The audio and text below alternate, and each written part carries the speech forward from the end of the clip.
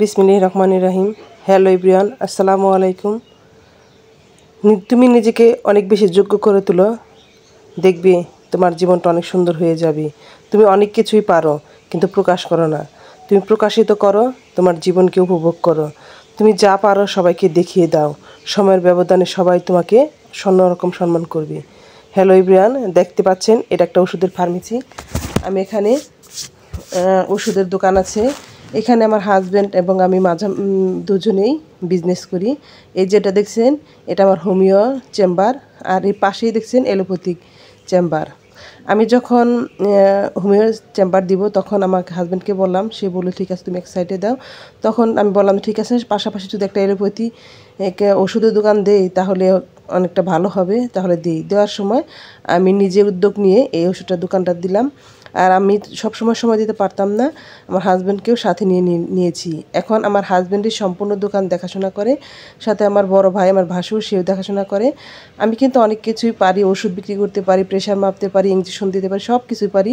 এটা আমার একটা প্রতিভা। আমি সবাইকে এরকম উৎসাহিত করার জন্য অনেকের অনেক কিছু বলি যে আপনারা নিজেরা নিজেদের মধ্যে কিছুটা একটা করলে দেখবেন আপনি নিজের সম্মান নিজে পেয়ে যাবেন। আমি যখন এই কাজগুলো করতে পারি, কিন্তু আমার হাজব্যান্ডের অবশ্যই প্রয়োজন হয় তার ফার্মেসিটার দোকানটা খোলার জন্য। সে আমাকে বলে তুমি তাহলে এই কাজটা করে দাও। সে কিন্তু আমার কাছে তখন একটু নমনীয় থাকতে হয়, আর আমি যদি না পারতাম তাহলে কিন্তু সে আমাকে এতটা রেসপেক্ট করতো না। দেখেন আমি একটা রুগীকে প্রেশার মেপে সেটা গুছিয়ে রেখেছি, আর এক হাতে মোবাইল নিয়ে ভিডিও করছি বলে সব কিছু কিন্তু দেখাতে পারছি না। আর রাত 9টার দিকে এসে আমি এই যে আমলকির আচারটা বানিয়ে নিচ্ছি। আমলকিটাকে ভালোভাবে সেদ্ধ করে বিচিগুলো ছাড়িয়ে নিয়েছিলাম, তারপরে যে গুড় দিয়ে এই আচারটা বানিয়ে নিচ্ছি। কারণ সন্ধ্যার সময় বিকেলবেলা সেদ্ধ করে নিয়েছি, এখন যদি না বানাই তাহলে কালো হয়ে যাবে। অনেকগুলা গুড় দিয়েছিলাম, প্রায় এই অনুযায়ী 1 কেজির মতো গুড় দিয়েছিলাম, সেখানে কিছু হয়নি। পরে আবার অনেকটা চিনি দিলাম।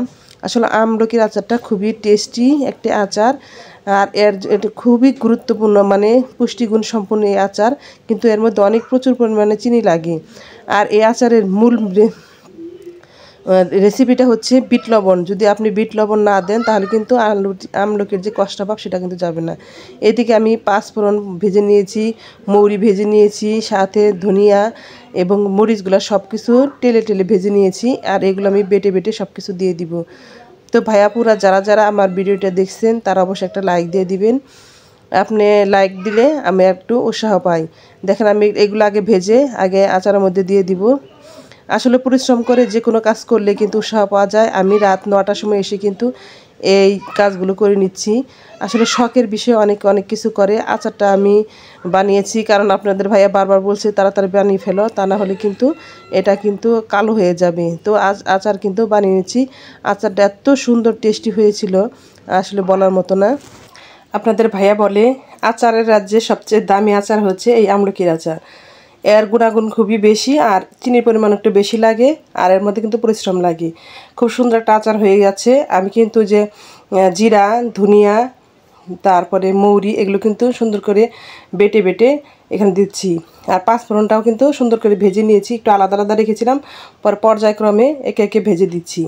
এবং 5 ফোড়ন, মরিচ সব কিছু কিন্তু একে ভেজে দিচ্ছি। আসলে এভাবে যদি তেলে মরিচ বেটে আর মশলাগুলো বেটে দেওয়া হয়, হালকা একটু কামড় লাগে, খেতে কিন্তু খুবই ভালো লাগে। তো ভাইয়াপুরা এভাবে বানিয়ে খেয়ে দেখবেন, খুব ভালো লাগবে। আর অবশ্যই জানাবেন কমেন্টের মাধ্যমে আমার ভিডিওটা কেমন হয়েছে, আমার আমলকির আচারটা কেমন হয়েছে। তো যারা নতুন আমার চ্যানেলটাকে ভিজিট করছেন তারা অবশ্যই চ্যানেলটাকে সাবস্ক্রাইব করে দিবেন। আর যারা এখনও আমার কাছে আছেন, এখন পর্যন্ত আমার ভিডিওটা দেখছেন, অবশ্যই একটা লাইক দিয়ে দেন, কারণ আপনাদের একটা ছোট্ট লাইক আমার অনেক উপকারে আসবে। আমি অনেক কথা বলতে চাই, অনেক কিছু ভুলে যাই, আপনারাও কিন্তু অনেক সময় লাইক দিতে ভুলে যান। প্লিজ একটা লাইক দিয়ে দিবেন। আমি এদিকে মরিচগুলো বেটে নিচ্ছি। এখন কিন্তু রাত 9:30 পৌনে 10টার মতো বেজে গেছে। আসলে পরিশ্রম করে এই কাজগুলো করি বলেই সুন্দর একটা খাবার খেতে পারবো আর সবাইকে শেয়ার করতে পারবো। এই মরিচগুলো একটু আধো ভাঙ্গা করে দিয়েছি, তাই একটু অনেক সময় একটু ঝাঁঝ লাগবে, ঝালটক মিষ্টি। এই আচারটা খুবই কিন্তু সুস্বাদু, এভাবে বানিয়ে খেয়ে দেখবেন। গ্রামের পরিবেশ, গ্রামের ঐতিহ্য। আসলে আমি এই হাতে দিয়েই আমি কিন্তু ইঞ্জেকশন দিতে পারি, এই হাত দিয়ে মরিচ বাটতে পারি, এই হাত দিয়েই কিন্তু আমি ঘর লিপতে পারি, এই হাত দিয়েই আমি কিন্তু ল্যাপটপও চালাতে পারি। এটা আসলে আমার গুণ না, এটা আসলে প্রত্যেক মানুষ এরকম আমার মতো সবারই আছে, কেউ সুযোগ এবং সময়ের অভাবে এবং একটু অলসতা করে গুণটাকে প্রকাশ করে না। এদিকে দেখেন আমি একটু বিট লবণটা কিন্তু দিয়ে দিলাম। এই বিট লবণ দিলেই এই আমলকির যে কষ্টা ভাবটা সেটা কিন্তু চলে যাবে আর আচারের টেস্ট কিন্তু বেড়ে যাবে। এখানে আমি একটু জিরা গুঁড়ো করা আলাদা ছিল, সেগুলো একটু দিয়ে নিলাম। তো ভাই আপুদের যা বলছি, আপনার মধ্যে কিন্তু অনেক প্রতিভা আছে, আপনি হয়তো জানেন না, নিজেও জানেন না। আমি কিন্তু অনেক কিছুই চেষ্টা করি যে কি আমি কেন পারবো না, সবাই যদি পারে আমি কেন পারবো না, সবাই পারলে আমিও পারবো। আমি একে একে চেষ্টা করি, অনেক কষ্ট করে এই ভিডিও করা শিখেছি, অনেক কষ্ট করে এডিটিং করা আমি সেই ইউটিউব দেখে দেখে শিখেছি। আমি যাদেরকে হেল্প করতে বলেছি তারা কিন্তু খুব একটা আমাকে হেল্প করেনি। আবার দেখেন একটু খেয়ে দেখলাম আরও একটু চিনি লাগবে, আরও চিনি দিয়ে দিলাম। অনেক হেল্প করতে চাইনি, আমাকে ভাবছে যে আমি পারবো না, একটু ঝামেলা হবে তাদের জন্য না। আমি চেষ্টা করতে করতে করতে আমি একসময় পেরেই গিয়েছি।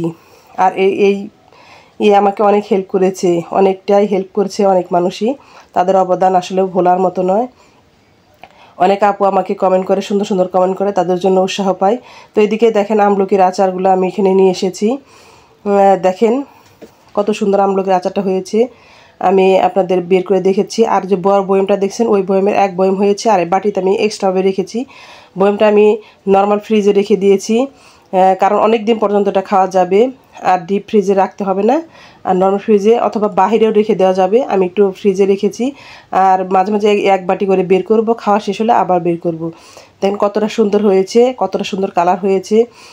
তো ভাইয়াপুরা আসলে পরিশ্রম করি আমরা, কিন্তু যে পরিশ্রম করি সেখানে আমাদের অর্থনৈতিক কোনো মূল্যায়ন নেই, সেই জন্য আমাদের কিন্তু পরিশ্রমের কোনো দাম নেই। যে পরিশ্রম অর্থনৈতিক মূল্যায়ন আছে সেটাই কিন্তু আমাদের জন্য দামি। তো ভাইয়াপুরা অবশ্যই আমাকে জানাবেন কমেন্ট করে যে কেমন হয়েছে আচারগুলো। তো পরিশ্রম করব আমরা সেখানেই যেখানে আমাকে মূল্যায়ন করা হবে, পরিশ্রমে ব্যতীত কোনো কিছুই সম্ভব নয়। আমরা যে ইউটিউবে কাজ করছি সেটাও কিন্তু আমাদের একদিন ফল দিবে। আমরা নিজেরাই রান্না করি, নিজেরাই খাই, আর ইউটিউব কিন্তু আমাদের একটু সম্মানই দেয়, এটা কিন্তু অনেক কিছু। তো ভাইয়াপুরা কথা বলতে বলতে আমার ভিডিওটির শেষ পর্যায়ে এসে গেছি। সবাই অনেক অনেক বেশি ভালো থাকবেন সবার। আসসালামু আলাইকুম।